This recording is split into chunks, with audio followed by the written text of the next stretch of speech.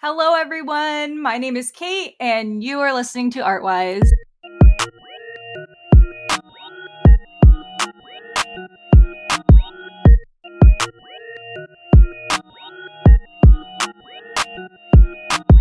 Hello, everyone. Welcome to the season 3 premiere of Artwise. I'm so excited to finally be back.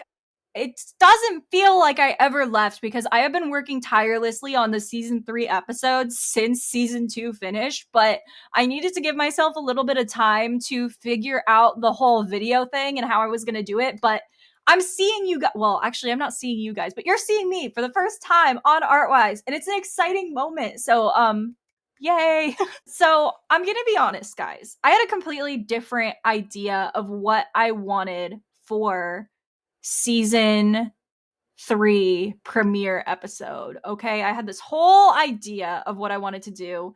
I wanted to get like 3 or 4 designers and artists together, and I wanted to talk about stuff with them. And I wanted it to be like our first group episode with like multiple guests. And I had like this whole plan. And then I couldn't find anyone to implement this episode with me. So, if you're listening to this right now and you're thinking, that would have been so much fun, I would have done that. Please send us a message at Artwise Podcast on Instagram and let me know, because I do want to do this episode idea in the future, at least for Halloween. But I wanted to do like a artist horror stories episode where we talk about like funny stories that we've had like with clients and stuff. And I didn't get to do that because I couldn't find enough people. So I started to think, like, what do you guys, my Artwise people, what do you guys need to hear? And I thought about our analytics, and a lot of you guys are very young. If you're not currently in college, a lot of you guys are just starting to graduate. In fact, most of you are around my age, which is, if I had gone to college, I would be graduating right about now and starting my journey into like the workforce. And so I really like sat down and I thought, like, what would be helpful and beneficial for the vast majority of Artwise listeners. And the first thing that came to mind was talking about my entry level job and my most popular series on my social media, which, if you don't follow me on social media, it's Kate Merriman Art on everything. That's my business name, is Kate Merriman Art. And I post on my social medias for my business these stories called, it's a series called Stories from a Custom T-shirt Shop. And that is easily my most popular series ever. And that was a time of my life that was insane. Like, so much was happening, so much was going on all the time, constantly. It was crazy. So I used all of those things that were happening to me on a daily basis, and I kind of turned them into like a storytime videos that I think would help my clientele for my business currently. Because working at a print shop, you meet all different kinds of people at a print shop. You meet the people that just started their brand new business and they need to get t-shirts made and they're super excited, and you get the people that just want really weird stuff and they can't find it anywhere else, so they have to have somebody make it for them. And so you come out of that experience with a lot of really interesting stories. So I think that's one reason why a lot of people love it. But another reason why I think it would be really beneficial to talk about, especially for the premiere, is because, like I said, a lot of you guys are at that point where you're just starting to start your careers as artists, as designers, and you've either just graduated college or you have maybe not gone to college and you're trying to break into the art industry anyway. And I can honestly say I have worked a few different jobs. I was a ornament personalization specialist at an ornament shop when I was 15. I was a cashier at Cost Plus World Market, and then I had this job, this custom t-shirt shop job. I worked there for 1 year. And then I had my corporate job for like 4 years. So I've had 4 jobs, and out of all 4 of them, despite getting paid not a lot at the custom t-shirt shop, it was by far my favorite job that I've ever had, by far. It was the most fun. I did not dread going to work every day the way that I did at my corporate job. And I had like some anxieties around that job, which I'll get into, but it was by far my favorite. It was by far the most interesting. There was never a dull moment. There was never a boring day. It was just fun all the time. And I was getting paid to be there. And I really enjoyed it. And I would recommend working at a custom t-shirt shop to anyone who's trying to break into the design industry but isn't finding luck with like the traditional corporate design jobs that pay a little bit better. I know it sucks, but if you take a job like this for a year, it'll be a lot easier to break into the other industries. So, for those reasons, I thought it would be really fun to do a stories from a custom t-shirt shop full podcast episode for the premiere, since everybody seems to love the stories from a custom t-shirt shop, and they are related to being an artist or being a new artist. So I wanted to make that the season 3 premiere episode. I think it's a great idea, so let's get into it. So how did I end up at the custom t-shirt shop? Well, a lot of you guys already know this from past episodes, but I actually wanted to go to art school really, really badly and couldn't afford it. That's the long and short of it. So the first thing I did was I Googled art jobs and I found this job at a custom t-shirt shop. And what a lot of people don't know is I actually lied on my resume. So I did know how to use Photoshop, but I had never touched Illustrator before. And that was a requirement for the job, was I had to be proficient in Illustrator. But I'm very charming and charismatic, and I'm very friendly, and I'm very loud and talkative. And I went in for the interview and I absolutely crushed it. They loved me. So I'm going to talk about the people I worked with. So I had an owner. I'm just going to call him the owner because I don't think he would want to be mentioned in this, because honestly, I don't think he likes me. But my manager was my best friend of all time, and his name was Mike. Okay. And Mike and the owner are going to be key and crucial to these stories because they're in pretty much all of them. And these are real people too. And also, I forgot to say this at the beginning. I want to dedicate this episode to Mike. If you're listening to this, Mike, please reach out to me, dude. I really hope that you reach out to me because I have not heard from you in 2 years and I am worried that you are dead. So I'm not even kidding when I say that. And we will get into that because Mike was a colorful character.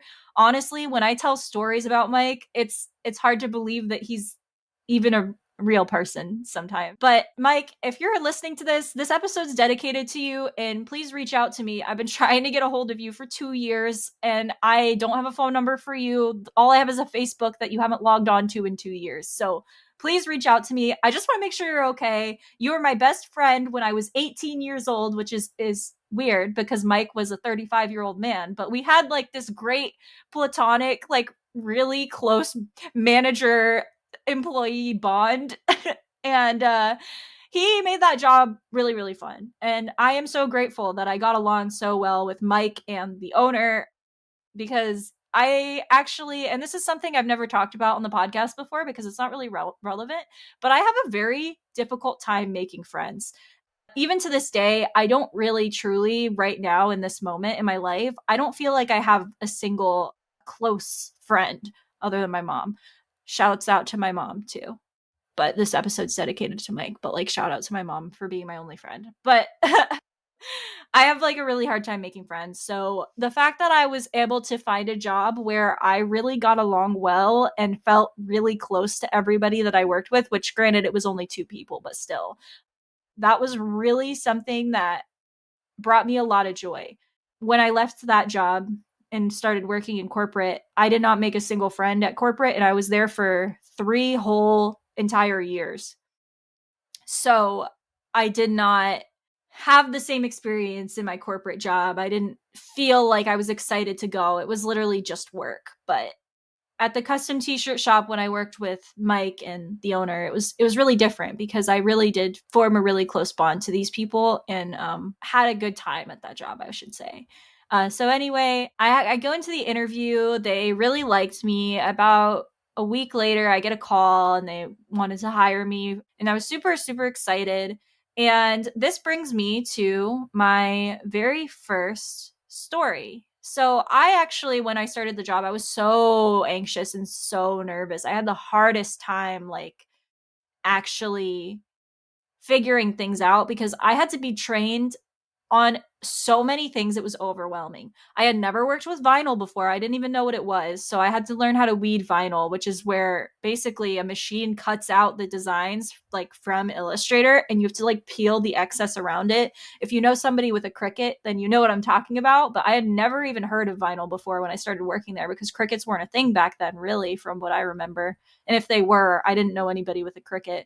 So I didn't know that. I didn't know how to use the plotter. I didn't know how to use any of the printers. I had never used a PC before. I was a Mac girly up until that point, and there was just a lot of things that I had to learn, and I was really overwhelmed. Not to mention, I did lie on my resume, and I had no clue how to use Illustrator at that point. So that brings me to my first story, which is actually I made a stories from a custom t-shirt shop TikTok episode on this, and it's actually one of my most, I think it is actually the most popular one. It's part 7, and this is the first customer that I ever worked with at this job. So I was working and this woman came in and she was like so excited. She really was a sweet lady. Everybody on the TikTok that I made about this said I made her out to be really mean and dumb, but it's so hard to get across what I'm feeling in 1 minute and also like stay true to the story. But this woman comes in, she's super excited. She just started her brand new business, and I asked her, oh, like, so you need shirts printed for your business? She was like, yeah. And I asked her, hey, like, did you email the artwork to the shop? Like, this is our email. If you could just email it to me, I can print them right now. And this woman was like, oh no, like I have the art like on me though. And I was like, oh, on like a flash drive, because I don't know, some people bring in flash drives and stuff, they don't email, it's weird. uh so I'm thinking she's gonna pull out a flash drive out of her purse, and she pulls out like this folded up like business, like a business card. Like she pulled out like a folded up business card, and she like wholeheartedly believed that that was going to print okay on a shirt. And so obviously in the 1 minute version of this, I just said, I'm going to have to vectorize this, right? And people got mad because they were like, you didn't even explain what that means. And I'm like, I had 1 minute. This was like an hour-long conversation in real life, not 1 minute. But I scanned it in for her. I pulled it up on the computer. I showed her that this is what it's going to look like if you blow it up to 9 inches from the business card. And like it had creases in it. It was so ugly and it was all pixelated. And she was like, oh, that like looks horrible. And I was like, yeah, sorry. I know. That's why I need the file. So do you have it at home? Could you possibly like send it to me when you get home? And she was like, no, I just printed them like from my printer directly. I made this logo myself in Microsoft Word, and then I printed the logo out on the business cards and cut them out myself. And I was like, okay, I'm going to have to vectorize this. And then I sat down, I took the time to explain to her what vectorizing was. I explained the difference between paths and pixels. Was she understanding me? Probably not. But I basically told her like it was the only way to raise the quality, and it was something that had to be done manually, because she was kind of under the impression that it was like kind of how it is now almost, because a lot of people on that TikTok were like, oh, this AI generator will like fix low quality art for you. And I've never used that. So I don't even know if that's like a real thing or if that works. But people were saying that on the comments, like a lot of people. So I'm assuming it is. But AI wasn't a thing back in 2018 when I first started that job. So I just told her, I'm going to have to vectorize it by hand. And I actually like I had the scanned in version after she left. I searched for the font she used. I put it into one of those generator things that's like, oh, like we will find this font for you, and you submit like a picture of it and it'll send you the font. I did that and nothing came up. I could not find for my life what font she had used. So I ended up just tracing over the whole thing, and no one knew. No one found out that I didn't know Illustrator. I was able to use the pen tool successfully the first time I ever touched it, kind of. And she came back the next day. I printed out her shirts. She loved them. And like that was the end of the story. But that was like the first story from a custom t shirt shop that was like really something. Now, I want to talk a little bit more about Mike in between these little stories that I have from the custom t-shirt shop. So, again, Mike was my manager at this job. And when I first met him, I came in and he was like kind of a scary looking man. So he was like 6 feet tall, huge, covered in tattoos, dark hair, and he just, kind of like he looked like very unapproachable, which I feel like same sometimes. I don't know. Maybe I don't. Maybe I'm lying. Maybe I am very approachable. Actually, that's not true. I have resting nice face. I'm like the person you come up to, just like ask for directions. I'm very colorful and like friendly. But he was kind of the opposite of that. But the more that like I worked there, the more I kind of got to know things about him. And so Mike is like the star of the show at this job. Basically, he had probably had like the worst years of his life, and it started when I started that job, and I am not even kidding. So the first few months that I worked there, I noticed he definitely was an alcoholic. So trigger warning, I'm going to be talking about that for the next few minutes. But Mike was an alcoholic, and this custom t-shirt shop was on right off of the exit ramp to the highway. And so we were on this big 4-lane road. And every single day, Mike could not, and I don't really truly know the reason why he didn't drive, but I have to assume it was because he had DUIs, because I know that he had driven in the past, but he didn't drive the whole time that I worked there with him. So what he would do is on his lunch break, the owner would say, okay, like, Mike, go ahead and take your lunch break, like, while she's being trained, like, I'll just watch the store. And so Mike would run across the street to the Circle K gas station that was directly across the street. But next to the Circle K, like attached to the Circle K, was a whole liquor store. And what Mike would do is every day on his lunch break, he would go to the liquor store, get like a small bottle of liquor, go to the Circle K, get a big gulp, fill it almost all the way, and then jump the liquor into the big gulp. And I don't think he knew that I knew that that's what he was doing. And I don't think he knew that the owner knew what he was doing. But we caught on like pretty quickly to that because he would always, every single day, be like, I'm going across the street to get my lunch and a drink. And he'd come back with like a little tiny packet of like gas station food and a big gulp. And then the whole rest of the day, he pretty much like was like, you know, functioning, but like smelled like alcohol, and you know how it is. Like you can tell when somebody's been drinking, even if they are very high functioning alcoholic. But anyway, so Mike would always go across the street and he would drink a lot. And that was like one of the only things that I knew about him at the time. But I also at the this time in my life, I had just gone through like a crazy breakup. So it wasn't like a bad breakup in the sense that like, oh, I lost my high school sweetheart. Like, no, I dated this guy like right after I graduated high school. We were together for about 3 months, and not like he cheated on me, and his friends actually really liked me, or so I thought, and they told me they told me about it. They said, hey, your boyfriend brought this woman to this event and we thought you should know. So I heard from his friends, not even from him. And then after I heard from his friends, I was trying to like figure out how to navigate like being cheated on and stuff. And I actually was crying like every day at that job. And it was just at that point, me and Mike were there alone. Once I had been trained and I had been there for 3 months, like me and Mike worked there by ourselves. The owner would come in on occasion, but he wasn't always there. And so Mike would literally see me like hysterically crying when I barely knew the guy. And I can't even imagine how uncomfortable that made him. But I think through that happening, we actually became like really, really close.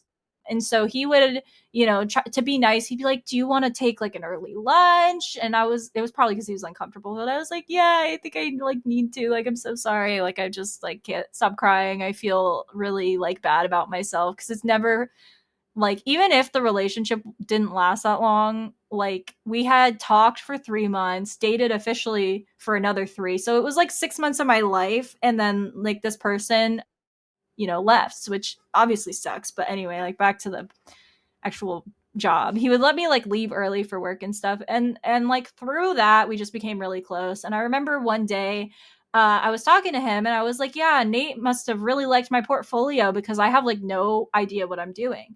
And Mike was like, oh, well, this is an entry level job. So he probably couldn't find anybody else. And I was like, oh, so he didn't look at my portfolio? And he was like, well, he might have, but I didn't get to see it as your manager. And I was like, oh, well, do you want to see my artwork? And I showed him my portfolio and he was so impressed with my work. He was like, oh my gosh, like you're really good. And I was like, yeah, thank you. I thought that's why you guys hired me. And he was like, no, I don't even think Nate looked at your work at all. And so then when Nate came back, because he kind of popped in and out, but he was never there for like long periods of time. But he popped in at the end of the day, and that made me like have this kind of newfound confidence after like I had just like kind of broken down in front of him. It was like around that same time. Like I think it was within the same day that I showed them my artwork and my illustrations and stuff like outside of my design work, and they were like, "Wow, like that's actually really good." And it gave me like this newfound confidence that I think I carried with me even to this day, because up until that point in my life, I really felt like a kid. I felt like a high school student. I felt like a high school art student. And then I graduate and I get this like real job as a designer.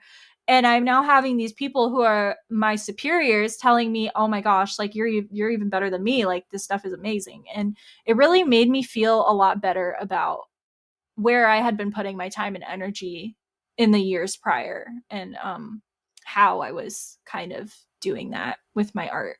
So anyway, I'm just going to tell you some of like my most popular stories from that series, and I'll weave it in with some personal ones from me and Mike's shenanigans. But anyway, so the thing about me and Mike is we would have a lot of slow days at the custom t-shirt shop. Let's be real. That place, I don't know if they're busier now, but when I worked there were weeks that were busy, but it would come in waves, and we would have a lot of downtime when it wasn't busy. And so when it wasn't busy, we would put on like Netflix, or we would put on like some stand-up comedy on the we had like a TV in the back that was supposed to play like a slideshow of like some shirts that we've done and like our portfolio of work. But when we were bored, we would just like watch movies and TV on the TV back there, and we would sit at our perspective desks. So I had like a big desk with two monitors, and that was where I designed at. And then he had one next to me. So like imagine there's a door in between us, and then there's two desks in the corner, and like the store is just a big square. That was what it looked like. And our desks were at the front so that we could see people who were coming in. So we were facing the door. And then people would come in and we would help them out. So a lot of the times we would like just, watch TV, and like it was just never been a dull moment. And I remember this one time at this I need to make a video about this. I haven't made one about this yet, but this one time I was telling Mike, "Oh, like there's this funny YouTube video that I want to show you." And it was a Cody Co video, and it was him and Noel Miller reacting to this kid that was vaping. And if you have no idea who those people are, that's fine. It was just a funny video about these kids vaping. They were reacting to it. And one of the kids said, "No games, no carnivals, you dig?" Like, I don't even know where he got that from. I don't know if the kid in the video made that up or if it's from something.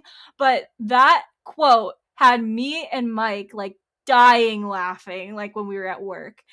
And we were laughing about it so hard and talking about that video for the rest of the day. I was like, well, we have some downtime. I'm just going to design a shirt for that video. And so I made this shirt, and I'll put a picture of it up for those of you who are watching the video version of this so that you guys can see what the shirt looks like, because I have tons of pictures of myself wearing it.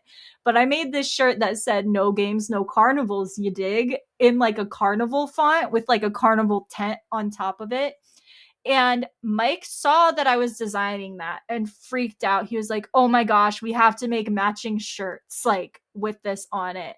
And I was like, "That's such a good idea." And so we did, and we had like matching t-shirts, and sometimes we would come in and we would be matching, and it was really funny because I think, I don't know, the owner of the stores thought we were just so ridiculous. For Halloween, we both planned to wear like food costumes. So I only worked there for 1 year, so I only spent one Halloween there. But I dressed up as a giant strawberry, and he dressed up like a hot dog, and it was like so much fun. Like he just like that job was never boring. But yeah, and then like we started to have customers who were kind of problematic. So being a young like 18, 19-year-old girl at the time, I did have customers who came in and were really creepy to me. I remember the very first time that they left me alone there. So that's another thing. So after I had worked there like a couple of months, they felt confident in me enough to leave me there alone. And then from that point forward, I was at the shop by myself all the time.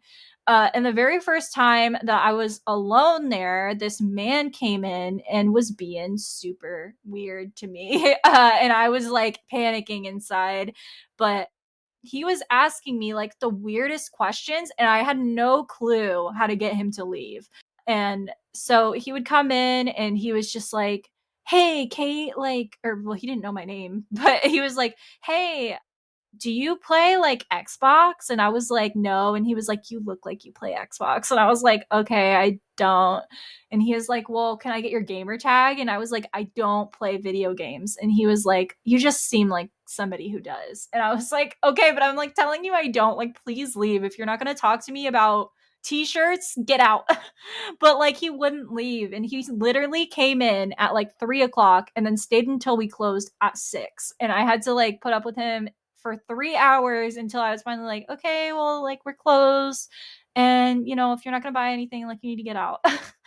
But I had a lot of moments like that where there were like guys coming in and just being kind of like weird and creepy, and like not talking about like buying a shirt or like anything related to the business, and just asking me like really weird personal questions. And that happened a few times where somebody would come in and just be really weird towards me. And so one of the times that I was there alone, this man came in, and this is another one of my more popular little short videos that I've made from my series. This one did really well. But there was this man, and I will never forget, his name was Denver Coffin. So Denver Coffin comes into the store for the first time. I'm there by myself. I don't have Mike with me. I don't have the owner with me. I'm there alone. And Denver Coffin comes in and he pulls this shirt. He has a bike. Okay. So he brings a bike into the store, and he has like the little basket on the front of his bike. And he pulls this shirt out of the basket, and he's like, "Hey, can you guys print on this? Like it says you're a custom t shirt shop up on the sign outside."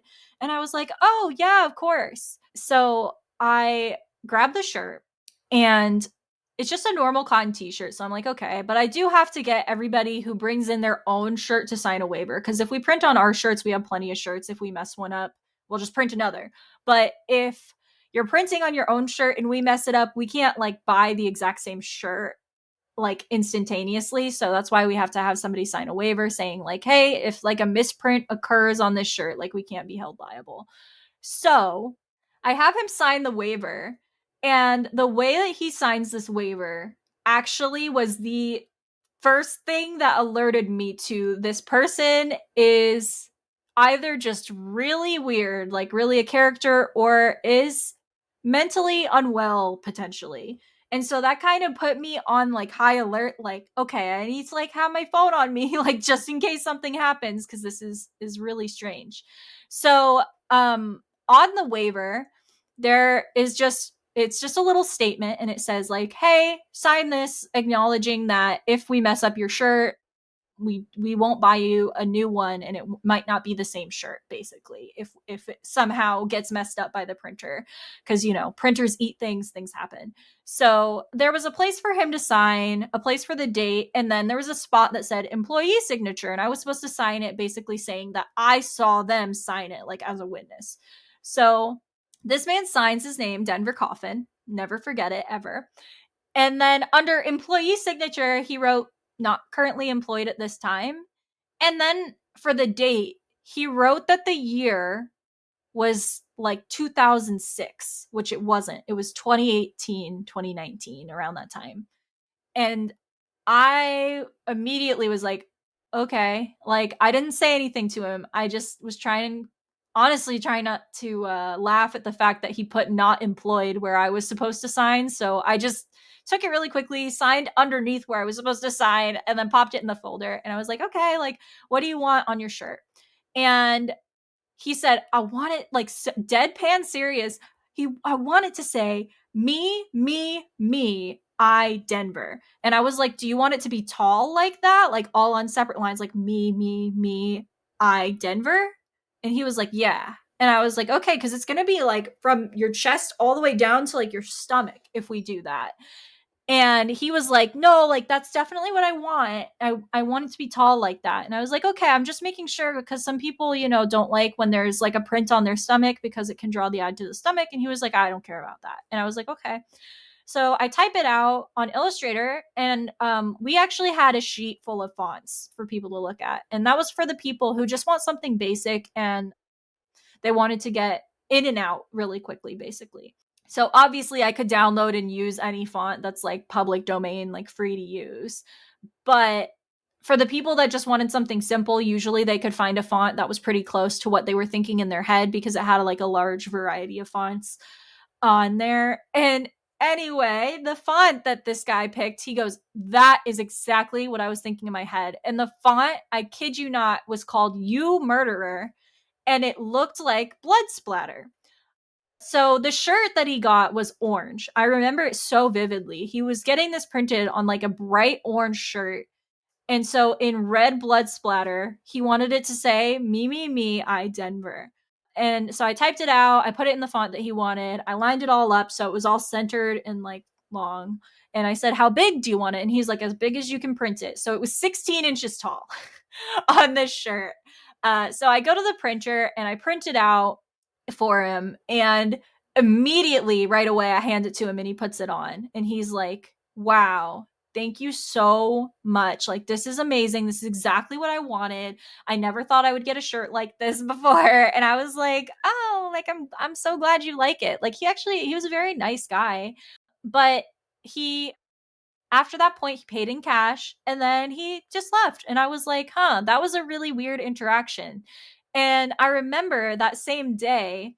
So that day, Mike was late for whatever reason, because a lot of the times, like I said, I was left there alone a lot of the time. And there was many times where Mike either didn't come in or came in late where I was there by himself, and that was no exception. But I had this friend who worked right down the road from me, and almost every single day on our lunch break, we would take our lunch break together and we would go eat lunch together. And so she came into the store and we were going to go probably to Taco Bell or something. I don't remember. But we were going to go get lunch together. And she sees on the screen the me, I, Denver and the blood splatter. And she was like, who got that? And I was like, oh, it's a funny story. I'll tell you in the car. So anyway, I leave, I come back, and the next day I'm there with Mike, so I'm with my manager, and the same guy, I can see him on his bike like riding towards us. And I was like, okay, I know like he wasn't, like a bad person, like he seemed like he was nice, but I don't want to deal with that again. So Mike, this guy's weird, makes me a little bit uncomfortable, so if he asks, I'm at lunch. And so I went in the back and I hid. So the guy comes in again the next day and he sees Mike there and he's like, "Who are you?" And Mike was like, "Oh, I'm the manager. I work here." And this guy's like, "Where is that nice young girl that was here yesterday?" And he was like, "Oh, she's on her break. She'll be back in like an hour." And he said, "Oh, okay, I'll just wait." And he sits down in the middle of the store, just like to wait for me, I guess. And I was like, oh my gosh, like what do we do? I wasn't expecting him to wait for me. Oh, so bad. And so I was like, okay. And so I went out the back door I walked around the building. I came through the front. Like, I had come back from lunch and I was like, hey. And he was like, oh, I was waiting for you. And I was like, yeah, Mike could have helped you. And he was like, yeah, but he said you'd be back in an hour. So I figured I'd just wait. I'm not doing anything today. And I was like, oh, okay, cool. What do you want today? And he was like, oh, well, I brought a couple more shirts. I was wondering if you could print the same design that we made yesterday on these. And I was like, that is so easy. I will do that for you immediately. And so I printed a few more shirts with the same design on it for him. And then he left. And I was thinking, okay, we got rid of him. Like, finally, it's good.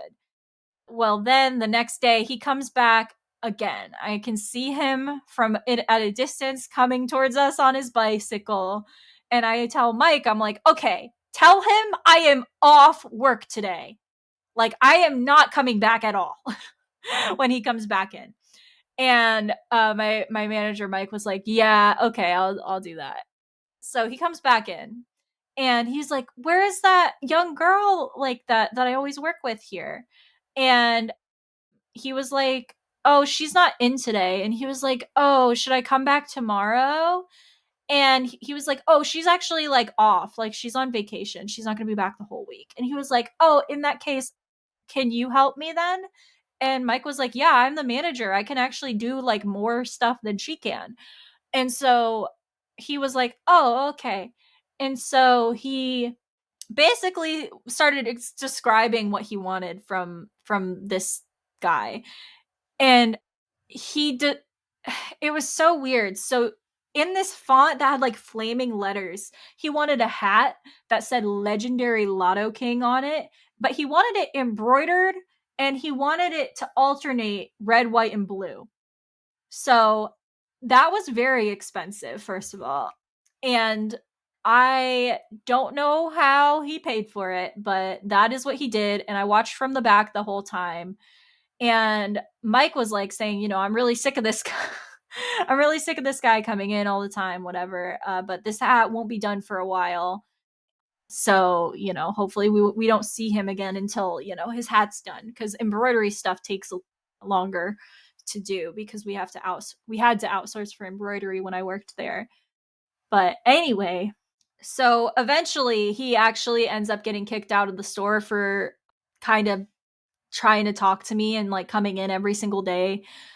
So Mike actually ended up like banning him from the store after that, just because he continued to come in and ask for me, and it was just getting really like uncomfortable for everyone involved. But I do want to finish out this episode with one of my favorite stories, which I could not put this in a story time video on TikTok for this series because the story was just too long. But I did want to talk about it on the podcast because it's one of my favorite, not my favorite, but it's the reason why I decided to look for other work. I'll say that. So if you're looking into like working at a print shop, this probably won't happen, but the owner of our store knows no boundaries. So that is why this happened. So we had this client who would come in, and I'm going to call him Dinosaur for the purposes of this story. That's not his real name, but it was close to what his real name was. And if anyone can guess it, good for you. But I had this man come in all the time. He was a regular client and he was always a pain. Like anybody who's worked a job where you have like customers and you have to serve the public knows that like there are just some people that just are a pain and they just don't care. And this man was no exception. Dinosaur truly would wait until the last second to do anything through us.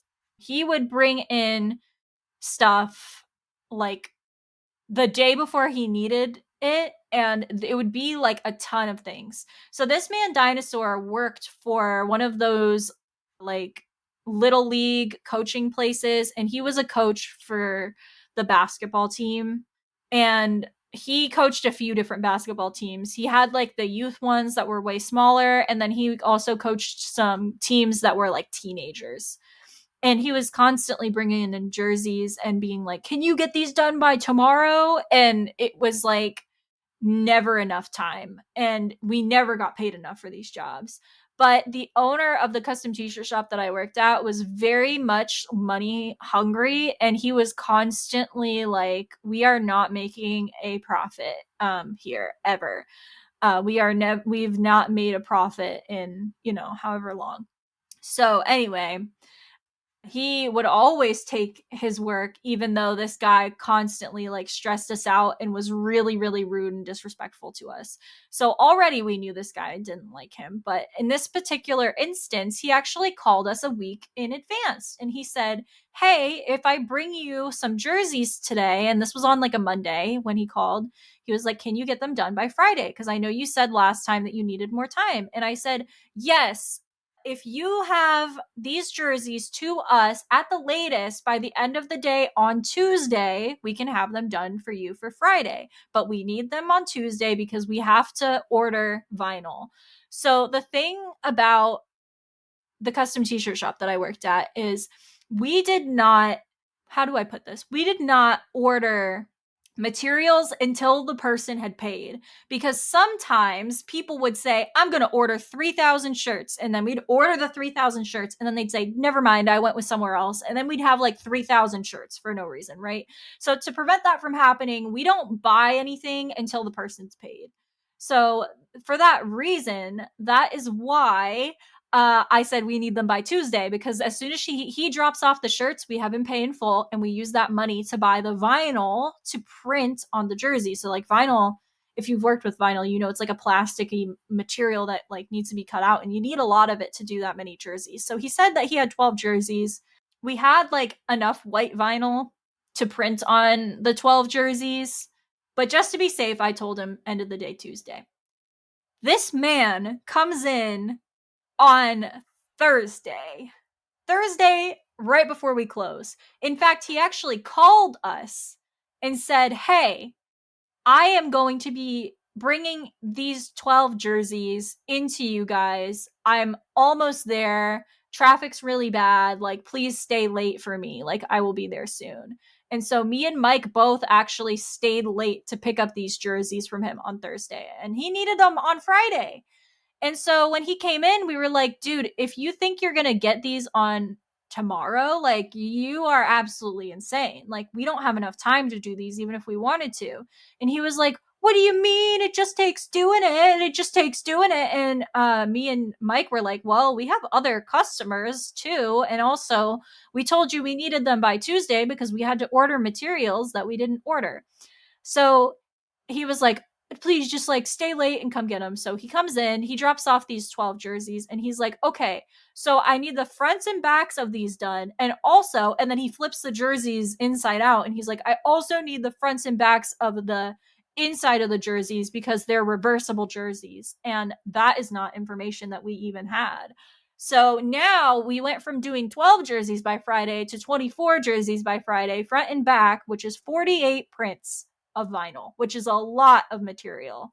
So we grabbed the vinyl from the back and calculated that we would not have enough to do both the inside of the jerseys and the outside of the jerseys by Friday.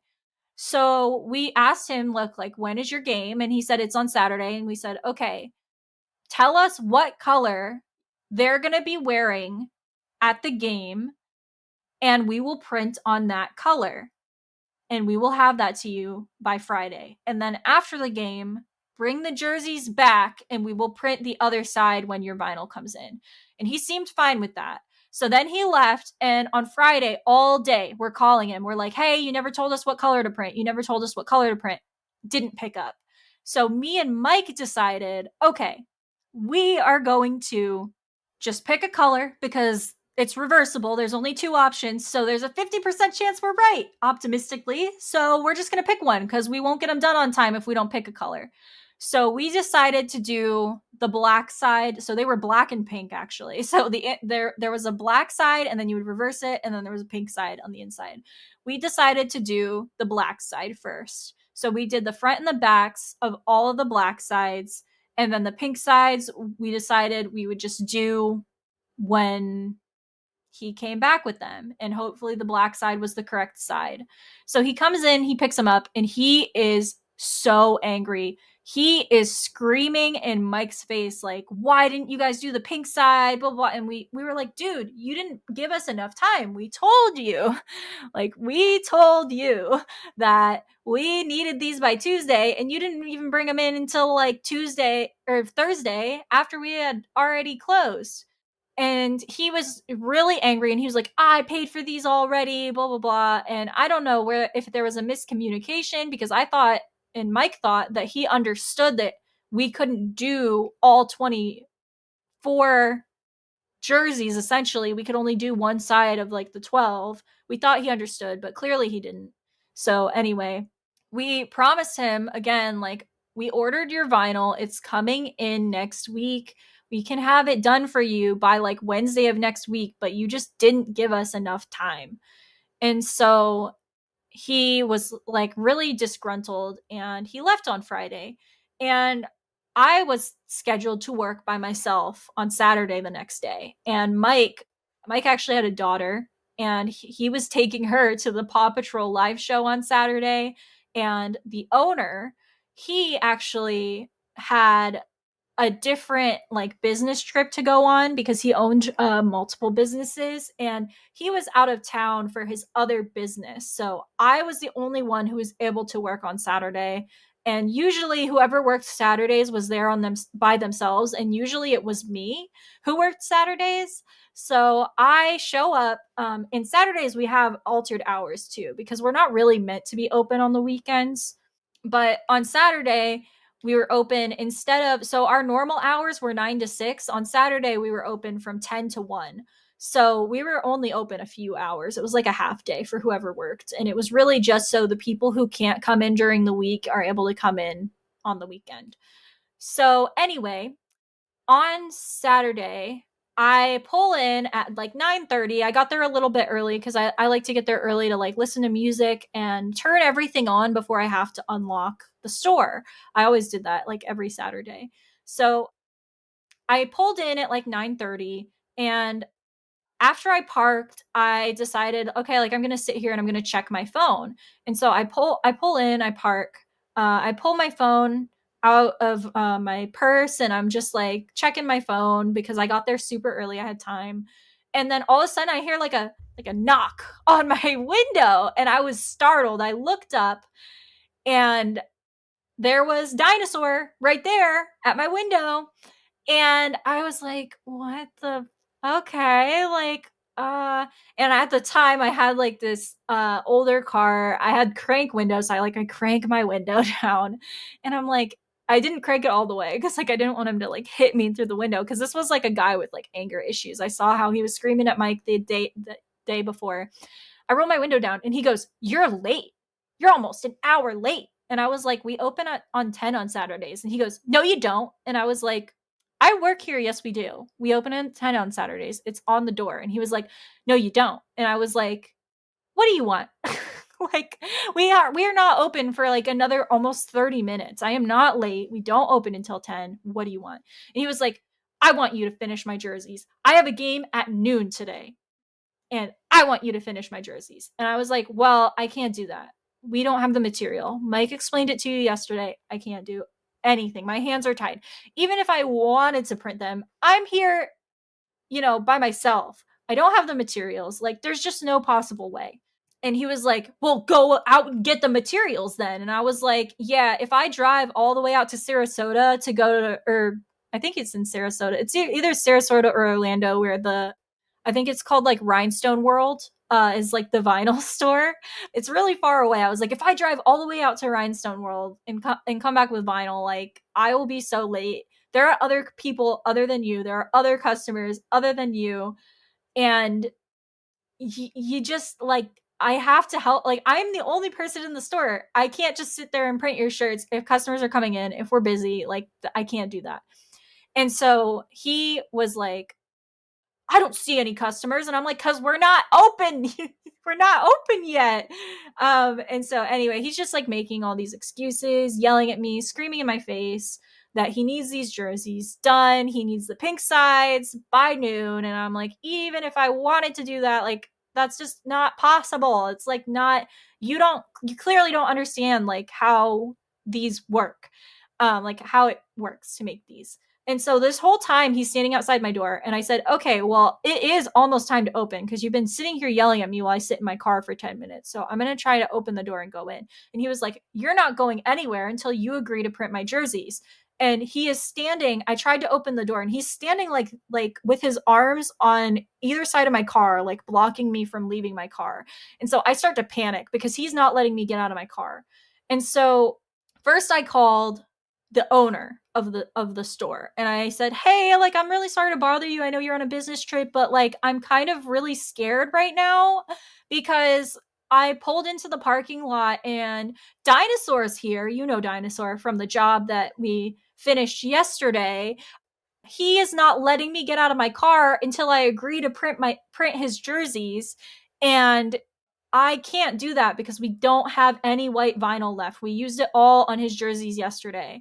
And so the owner was like, "What? Like, okay, I'm busy right now. Call Mike." And so my manager Mike, I call him, and I can hear in the background he's at like the Paw Patrol live show, and there's like singing and stuff, and he's with his daughter, and I was like, "I'm really sorry to bother you, but Dinosaur's here." And he was like, oh my god, again, put him on the phone. And so I hand Dinosaur my phone, and he's like, let her get out of her car and go in because she can't print your shirts from her car.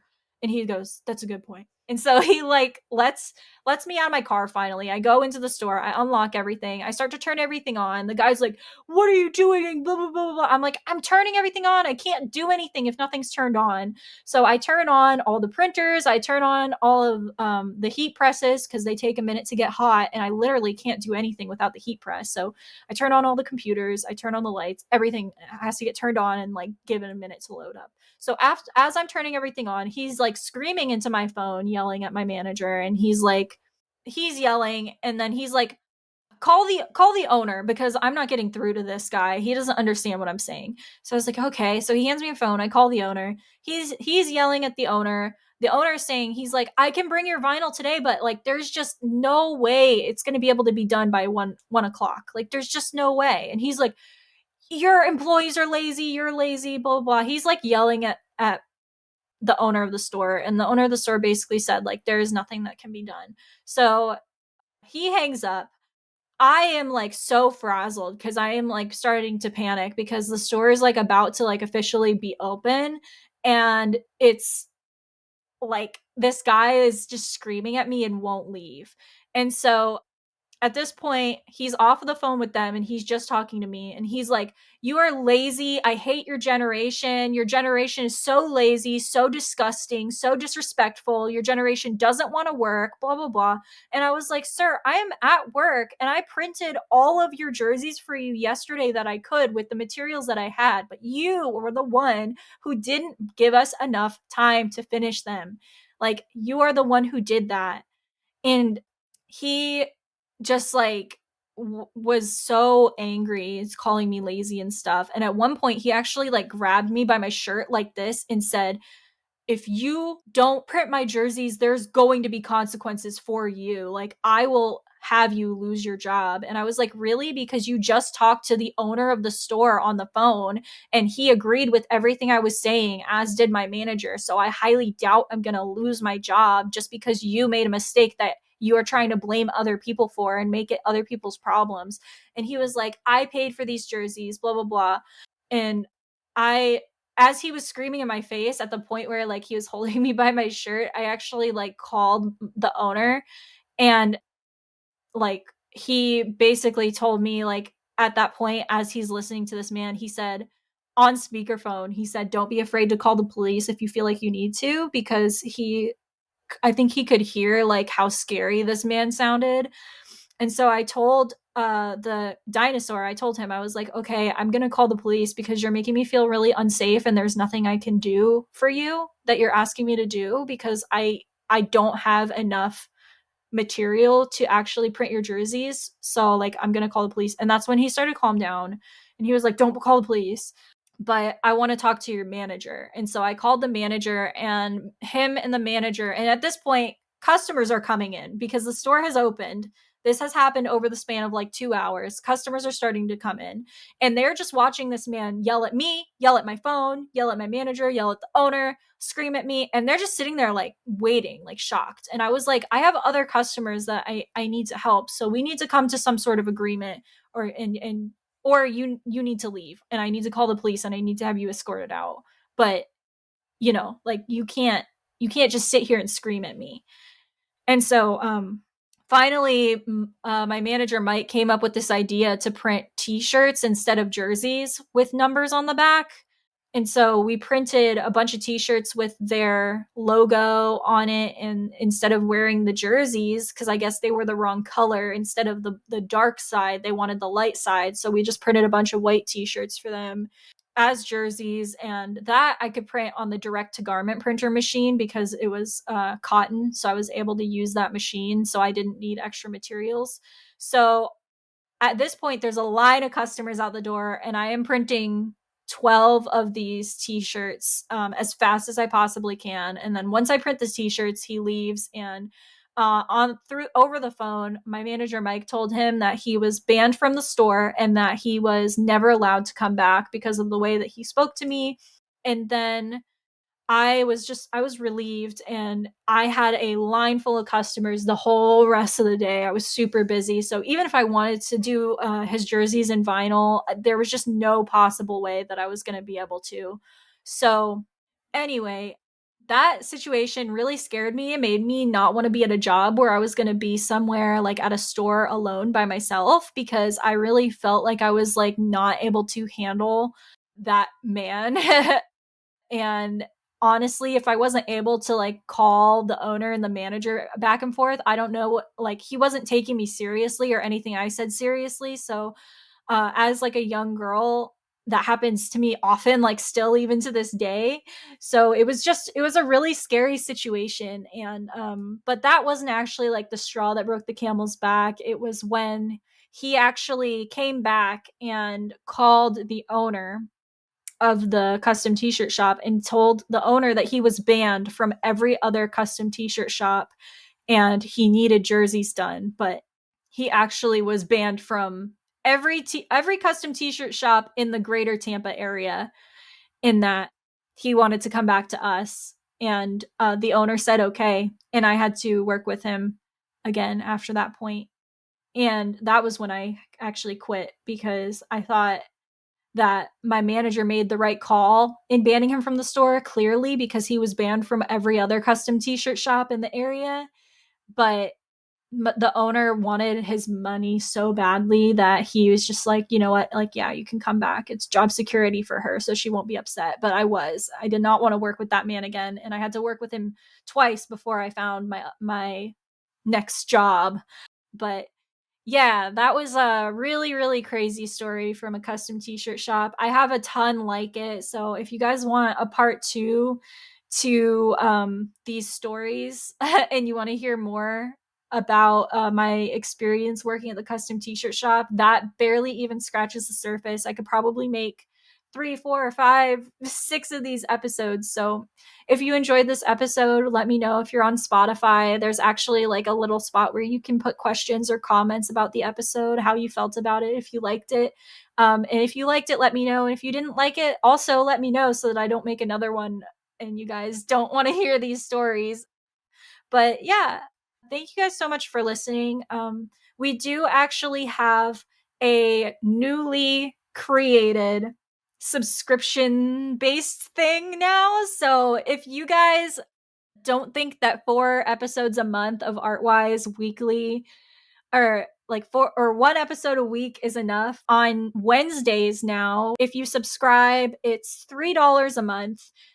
If you subscribe, not only do you get access to every time a new one comes out, but also you get access to the lifetime full of Artwise episodes. So as of right now, at this moment, we already have one bonus episode out, And that bonus episode is about Lisa Frank, the artist Lisa Frank. So if you don't know who Lisa Frank is or you haven't heard of her, I urge you to listen to that episode because it's super interesting. And if you are still not convinced to subscribe to the bonus episodes, we will have another bonus episode coming out tomorrow about Leonardo da Vinci. So if you are interested in subscribing to the bonus episodes, like I said, it's $3 a month and you'll get access to them over time. So like as soon as you pay for tomorrow's episode, not only will you get tomorrow's episode, but you'll also get the Lisa Frank episode along with that as well. So, like I said, the subscription based episodes come out bi weekly. So, every other Wednesday, twice. So, that's 2 extra episodes a month that you'll get for $3, which is like less than a cup of coffee. So, if you are a supporter of Artwise, I definitely urge you to take advantage of that opportunity because supporting Artwise by subscribing to the bonus episodes allows me to keep making these free ones for everybody who can't afford to pay for the bonus episodes. So, and I love doing this so much and I want to keep doing it for as long as possible. But it takes a lot of work, especially now that there's video and a bunch of other perks and benefits. So if you're interested in other ways to support Artwise, please check us out on Instagram at Artwise Podcast, or you can also support us through the link in the episode description. It has all our support links. So every way that you can support Artwise, you can donate to us on Contribute To. You can subscribe to us to gain access to the bonus episodes here on Spotify. And as always, guys, thank you so much for listening. I'm so excited to finally be releasing episodes for season 3. Again, I've been working on these for 3 months and tirelessly at that. So I absolutely cannot wait to show you guys what I've been working on. I am like beyond excited and I just can't wait to share it with you guys. So again, thank you guys so much for listening. And if I don't see you for tomorrow's bonus episode, then I will see you guys all again next Tuesday. Bye, everyone.